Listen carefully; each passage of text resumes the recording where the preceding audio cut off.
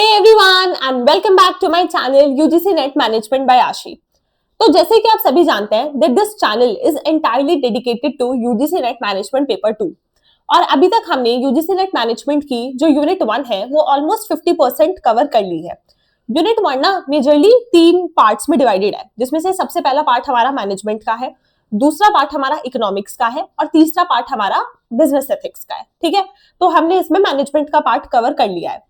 आज से हम अपना दूसरा पोर्शन जो है यूनिट 1 का वो स्टार्ट करने वाले हैं, जो कि है हमारा इकोनॉमिक्स। राइट, ये बहुत ही सिंपल और इजी पोर्शन है क्योंकि ये ऑलमोस्ट हम सबने ही पढ़ा हुआ है class 11th 12th graduation in सब चीजों में, है ना।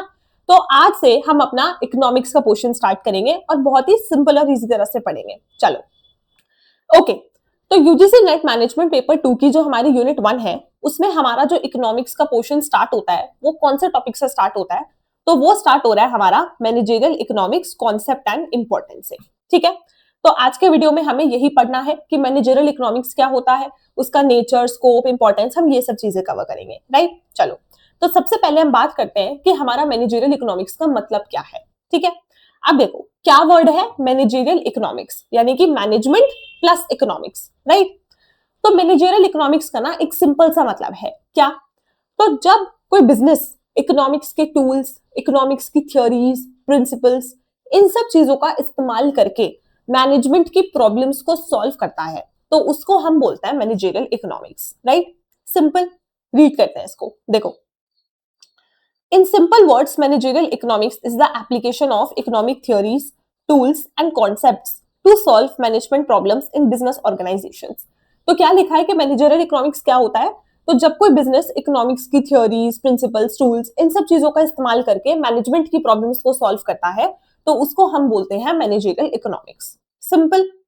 चलो अब हमें जो नेक्स्ट पढ़ना है इसमें वो आता है हमारा नेचर ऑफ मैनेजरियल इकोनॉमिक्स। ठीक है, तो नेचर के अंदर ना ये 8 पॉइंट्स हैं जो आपको पता होने चाहिए। राइट, आपसे कोई भी पॉइंट यूजीसी पूछ सकता है कि बताओ इन सारी कैरेक्टरिस्टिक्स में से कौन सी कैरेक्टरिस्टिक जो है वो मैनेजरियल इकोनॉमिक्स की है, तो आपको पता होनी चाहिए। राइट, तो सबसे पहला आता है हमारा it is an applied science, कि मैनेजरियल इकोनॉमिक्स क्या है? अप्लाइड साइंस है। अप्लाइड साइंस यानी कि जैसे मैंने अभी बताया कि मैनेजरियल इकोनॉमिक्स क्या होता है कि जहां पे businesses economic theories, principles, tools, इन सबको यूज करके मैनेजमेंट की प्रॉब्लम्स को सॉल्व करते हैं। तो अप्लाइड साइंस है, मतलब हम इसको अप्लाई कर सकते हैं। ठीक है, सिर्फ थियोरिटिकल नहीं है। दूसरा point, it is micro economic in nature. अब देखो हमारी दो तरह की इकोनॉमिक्स होती है, माइक्रो इकोनॉमिक्स और मैक्रो इकोनॉमिक्स। तो मैनेजरियल इकोनॉमिक्स का नेचर कैसा है? माइक्रो इकोनॉमिक है। राइट, तीसरा point, it is normative in nature. Normative यानी कि मैनेजरियल इकोनॉमिक्स बताती है मैनेजर्स को कि क्या करना चाहिए। ठीक है, so it suggests what managers should do.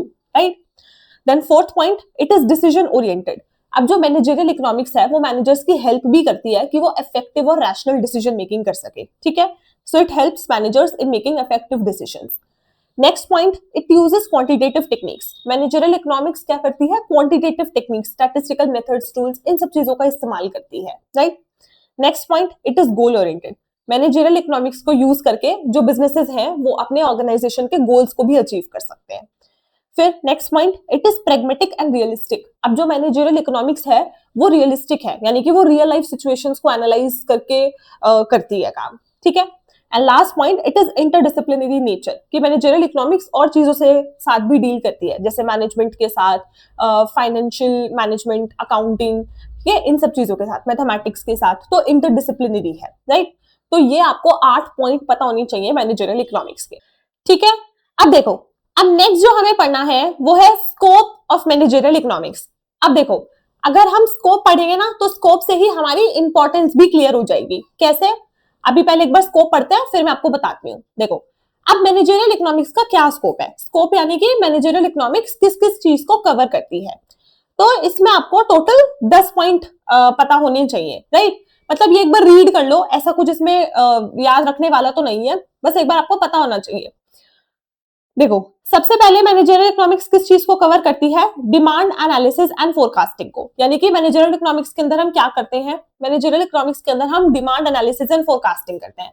Demand analysis and forecasting यानी कि मैनेजरियल इकोनॉमिक्स के अंदर हम ये देखते हैं कि हमारे प्रोडक्ट की आज के टाइम पे कितनी डिमांड है, आने वाले टाइम पे हमारे प्रोडक्ट की कितनी डिमांड हो जाएगी। ठीक है, जिससे कि हम इंपॉर्टेंट डिसीजन मेकिंग कर सके।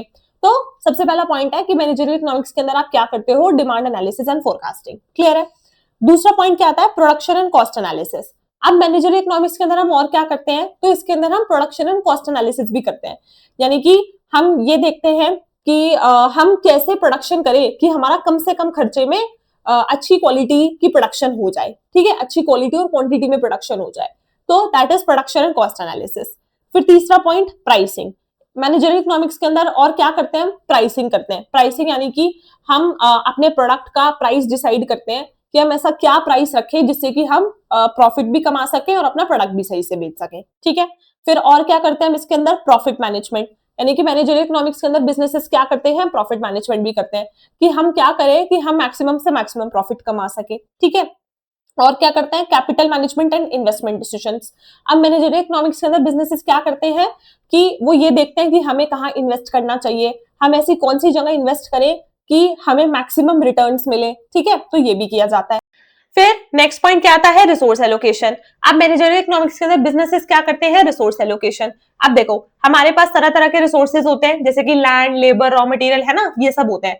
तो इकोनॉमिक्स के अंदर बिजनेसेस क्या करते हैं, वो ये देखते हैं कि कैसे हम इन सारे रिसोर्सेज को सही तरीके से यूटिलाइज करें कि हमें अच्छे से उसका फायदा मिले। फिर नेक्स्ट पॉइंट क्या आता है, रिस्क एंड अनसर्टेनिटी एनालिसिस। अब इकोनॉमिक्स के अंदर बिजनेसेस और क्या करते हैं, वो रिस्क को एनालाइज करते हैं कि क्या रिस्क और अनसर्टेनिटी आ सकती है, जिससे कि वो उस चीज के लिए पहले से ही प्रिपेयर्ड रहे। फिर नेक्स्ट पॉइंट क्या आता है, इन्वेंट्री मैनेजमेंट। अब इकोनॉमिक्स के अंदर बिजनेसेस और क्या करते हैं, इन्वेंट्री को भी मैनेज करते हैं। यानी कि वो देखते हैं कि हमारे पास कितना स्टॉक है, हमें कितने स्टॉक की जरूरत और है, जिससे कि ऐसा भी ना हो कि मतलब कि उनके पास स्टॉक की शॉर्टेज हो जाए, और ऐसा भी ना हो कि उनके पास बहुत सारा स्टॉक हो तो वो खराब हो जाए। राइट, तो इन्वेंट्री मैनेजमेंट करते हैं। फिर नेक्स्ट पॉइंट क्या आता है, बिजनेस फोरकास्टिंग एंड प्लानिंग। अब इकोनॉमिक्स के अंदर बिजनेसेस और क्या करते हैं, वो फोरकास्ट करते हैं कि आने वाले टाइम पे कैसी सिचुएशन होगी, क्या होगा, जिससे कि वो उसकी प्लानिंग पहले से करके चले। और लास्ट पॉइंट क्या आता है, पॉलिसी फॉर्मुलेशन, कि मैनेजरियल इकोनॉमिक्स के अंदर बिजनेसेस और क्या करते हैं, पॉलिसीज वगैरह फॉर्मुलेट करते हैं। ठीक है, तो ये हमारा स्कोप ऑफ मैनेजरियल इकोनॉमिक्स है। स्कोप यानी कि इकोनॉमिक्स के अंदर ये सारी चीजें की जाती हैं। ठीक है, अब आप इसको एक एक्रोनिम से याद रख सकते हो, जो कि है DPPCRRIBP। क्या है, DPPCRRIBP। अब मैं आपको फिर से बता रही हूँ कि इसमें ऐसा कुछ रट्टा मारने की जरूरत नहीं है, बस आपको पता होना चाहिए कि भाई ये मैनेजरियल इकोनॉमिक्स के अंदर ये सारी चीजें की जाती है। ठीक है, क्योंकि देखो यूजीसी का कुछ भरोसा नहीं है, वो आपसे कहीं से भी कोई भी क्वेश्चन उठाकर पूछ सकता है। हमें जो टॉपिक ऐसा लग रहा है कि यहाँ से तो बिल्कुल क्वेश्चन नहीं आएगा, बिल्कुल लीस्ट प्रोबेबिलिटी है, वहां से भी क्वेश्चन आ जाता है। राइट, तो ये आपका स्कोप है ऑफ मैनेजरियल इकोनॉमिक्स। अब देखो यहीं से ही आपकी इंपॉर्टेंस कवर हो जाएगी। कैसे, देखो कैसे कि डिमांड एनालिसिस एंड फोरकास्टिंग, यानी कि मैनेजरियल इकोनॉमिक्स किस चीज में हेल्प करती है, डिमांड एनालिसिस एंड फोरकास्टिंग में। दूसरी इंपॉर्टेंस, मैनेजरियल इकोनॉमिक्स किस चीज में हेल्प करती है, प्रोडक्शन एंड कॉस्ट एनालिसिस में। ठीक है, तो स्कोप से ही आपके सारे इंपॉर्टेंस के पॉइंट भी बन जाएंगे अपना। क्लियर है, तो ये हमारा scope and importance of managerial economics. तो आज के वीडियो में हम बस इतना ही रखेंगे। बहुत ही सिंपल सी छोटी सी वीडियो थी, छोटा सा टॉपिक था। नेक्स्ट वीडियो में हम अपना नेक्स्ट टॉपिक कवर करेंगे, हमारा यूनिट 1 का ही। ठीक है, तो चैनल के साथ आप ऐसे ही बने रहो। एक और चीज देखो, यूजीसी अपने सिलेबस में जो चीज मेंशन करता है, जरूरी नहीं है कि वो वहीं से ही पूछे। ठीक है, आपको हर साल कुछ ना कुछ नए टॉपिक से भी क्वेश्चन देखने के लिए मिलेंगे, तो हम वो भी सब करेंगे। राइट, हम बिल्कुल full fleshed UGC net management की प्रिपरेशन करेंगे। तो आप चैनल के साथ ऐसे ही बने रहो। मैं रेगुलरली आपको अपडेट करती रहूंगी with important topics, with important questions and much more things. तो ऐसे चैनल के साथ बने रहो। और अगर आपको वीडियोस, लेक्चर्स सब कुछ अच्छे से समझ आ रहा है, then do subscribe the channel and don't forget to like, comment and share the video.